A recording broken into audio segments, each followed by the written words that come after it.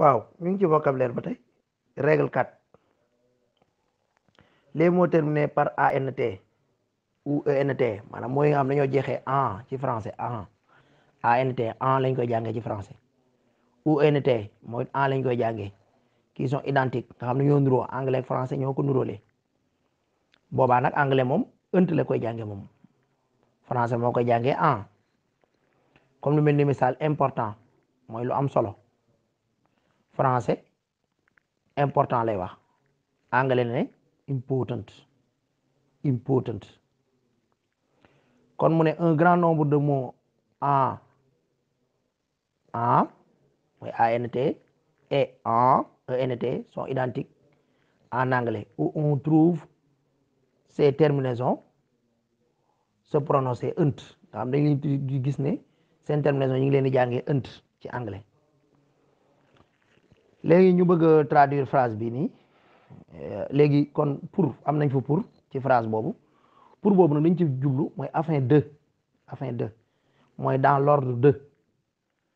pour boo xam ne day tekki afin de day tekki dans l'ordre de anglais mi ngi koy tekki in order to dans in l'ordre order de to waaye pour boo xam ne nag destination la foo lay anglais wax wala durée foo lay anglais wax wala appartenance foo lay anglais wax wala raison foo lay anglais wax dégg nga raison bi sax foofu dinañ ci ñëw moom it ak yëpp ak durée ak destination bàyyi waale xel tamit ak appartenance léegi apprendre to learn mooy apprendre mooy jàng lire to read qaraa pour apprendre l'anglais il est important de lire en anglais bu la neex nga ne in order to learn English bu la neex nga wax lool mooy pour boobu noonu li muy tekki mooy dans l'ordre de in order to learn English bu la neexee tamit nga ne to learn English nga tëb rek ne to learn English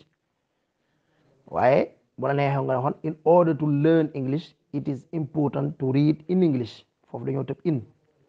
in English waaw in order to learn English it is important to read in English yaa ngi dégg de pour comprendre l'anglais il est important de lire en anglais en boobu in la koy anglais di tekkee dégg nga to learn in order to learn English it is important to read in English kon de mooy tout rek waaw de mooy tout dégg nga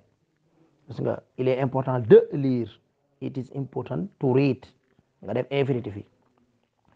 dommage anglais mi ngi wax shame mooy dommage restaurant anglais mi wax restaurant parce que ñoo bokk nañ koy bindee ndax lu mu lan dafa jeexee ant pas du tout anglais not at all mooy pas du tout loo bëgg a traduire quel dommage ce restaurant n'est pas bon du tout what a shame this restaurant is not good at all